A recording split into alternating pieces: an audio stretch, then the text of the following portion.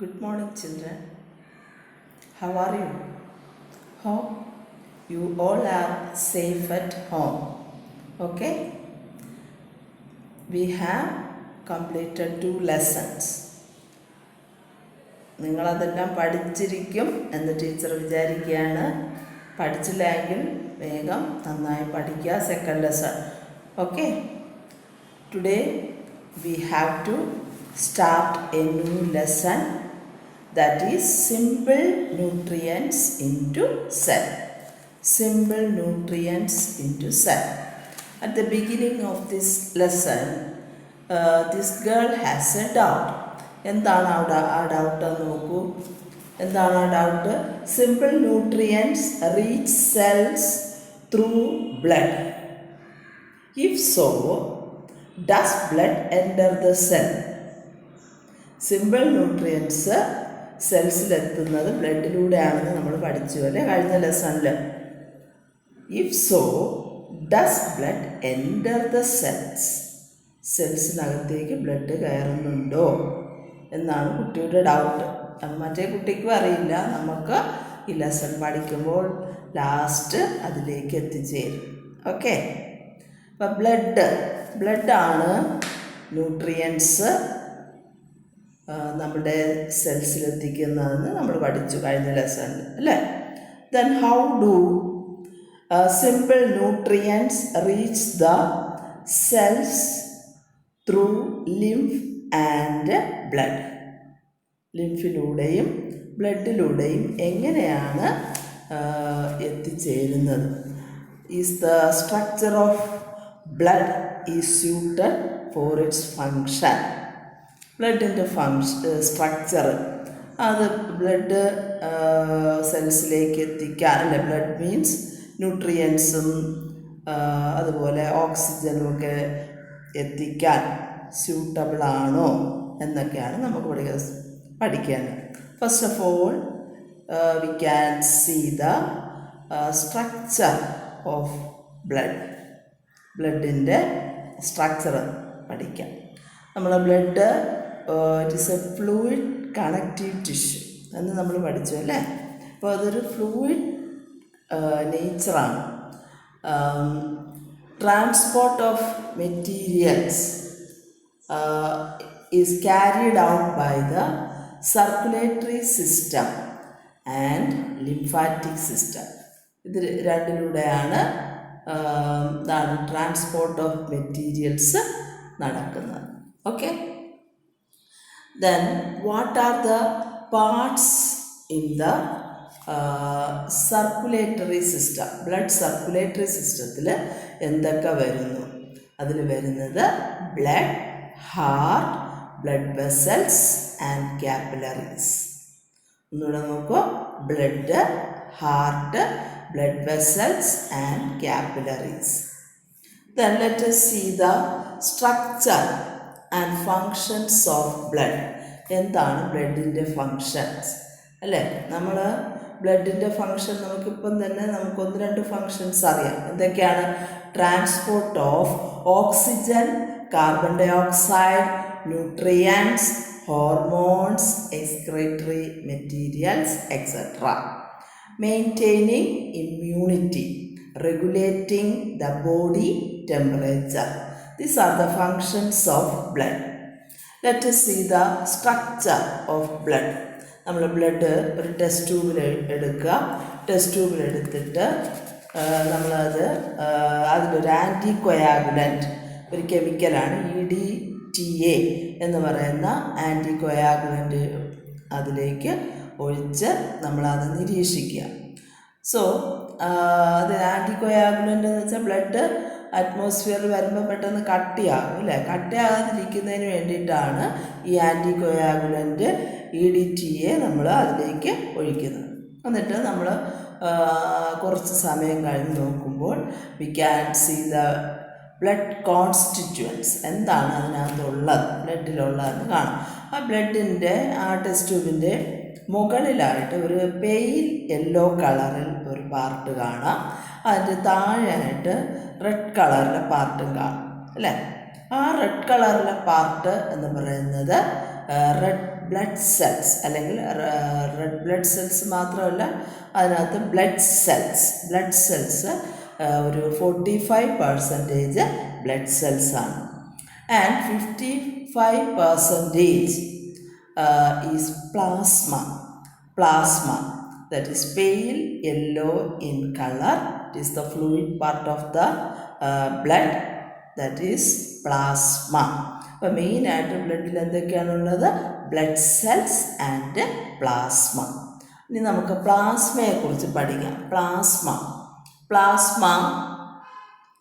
Plasma consist of, അല്ലെങ്കിൽ പ്ലാസ്മയിൽ constituents. What are the constituents of plasma? 90 to 92% of plasma is water. Then up to 7 to 8% is proteins. Then other factors like fat, salt, urea, sugar, hormones, etc. are also seen in the plasma. Then which are the plasma proteins?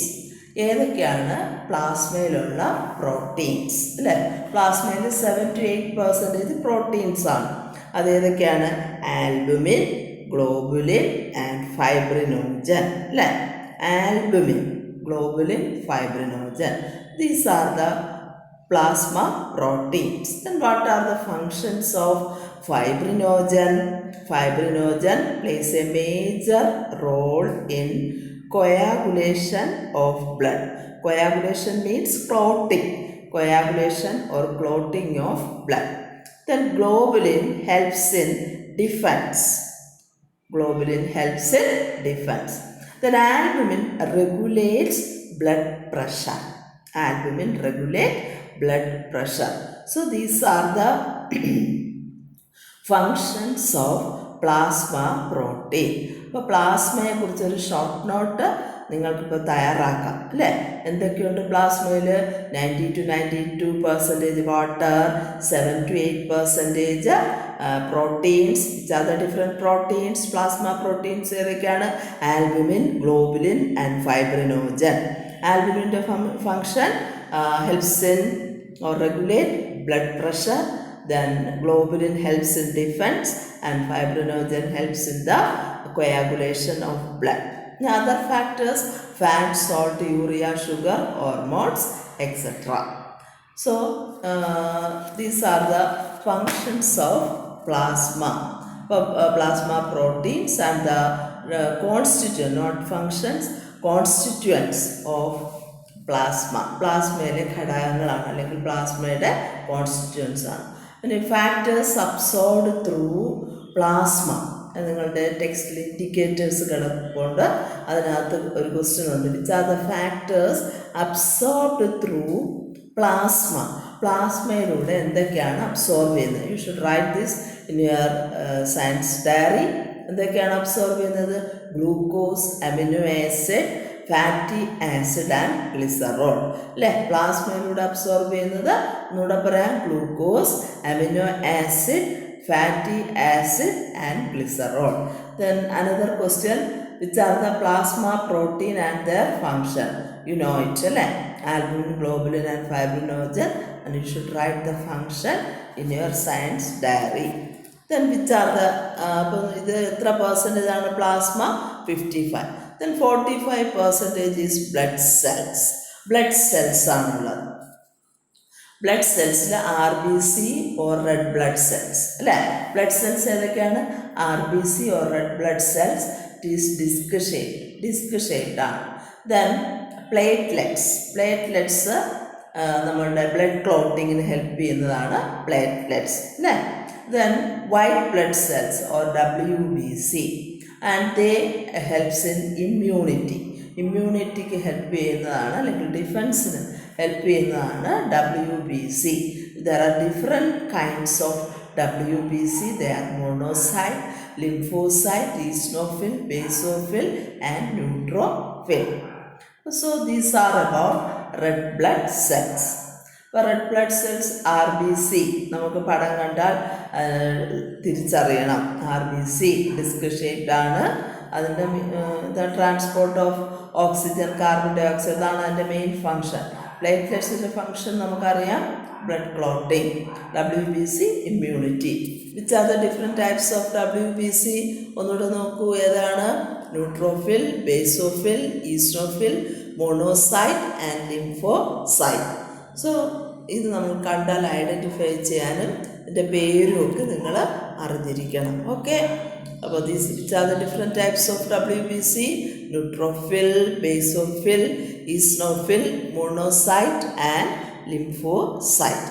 ഇപ്പോൾ ബ്ലഡിൻ്റെ ഏകദേശം നിങ്ങൾ ബ്ലഡിൻ്റെ structure നമുക്ക് മനസ്സിലായി അല്ലേ? അപ്പോൾ അതിൻ്റെ ഫങ്ഷൻസും ഒക്കെ. So you should write all these things in your science diary. Then let us see the structure of blood capillary അല്ലെങ്കിൽ ബ്ലഡ് വെസൽസ്, നമ്മുടെ രക്തക്കുഴലുകൾ, അതിൻ്റെ സ്ട്രക്ചർ. അപ്പോൾ അല്ലെങ്കിൽ രക്തക്കുഴലുകൾ which are the different types of blood vessels? Artery, vein and capillary. Artery ഡയഗ്രത്തിൽ red കളറിൽ കാണുന്നതാണ് ആർട്ടറി, ബ്ലൂ കളറിൽ കാണുന്നതാണ് വെയിൻ. ഇത് രണ്ടിനെയും കൂടെ ബന്ധിപ്പിക്കുന്ന അല്ലെങ്കിൽ കണക്ട് ചെയ്യുന്ന പാർട്ടാണ് ആർട്ടറിയെയും വെയിനെയും കണക്ട് ചെയ്യുന്ന പാർട്ടാണ് ക്യാപ്പിലറീസ്. മനസ്സിലായി? അപ്പോൾ ബ്ലഡ് വെസൽസ് ഏതൊക്കെയാണ്? Artery, vein and capillary. Then what is the function of artery? Artery carries blood from the heart to other parts of the body. ഹാർട്ടിൽ നിന്ന് blood other parts of the ബോഡിയിൽ കൊടുക്കുന്നു, അതാണ് artery. Veins carries blood to the heart. Vein എന്താണ് ചെയ്യുന്നത്? Vein carries blood to the heart. Different parts of the ബോഡിയിൽ നിന്ന് ഹാർട്ടിലേക്ക് കൊണ്ടുവരുന്നത് ആരാണ്? വെയിൻ. ഇനി ഹാർട്ടിൽ നിന്ന് ഡിഫറെൻറ്റ് പാർട്സ് ഓഫ് ദ ബോഡിയിൽ ആർട്ടറി. ഇത് ആർട്ടറിയും വെയിനെയും കൂടെ കണക്ട് ചെയ്യുന്ന പാർട്ടാണ് ഏത്? Capillary. So you should draw the diagram in your science diary and write the function of artery, vein and capillary. Okay, thank you. Study all these things. Okay.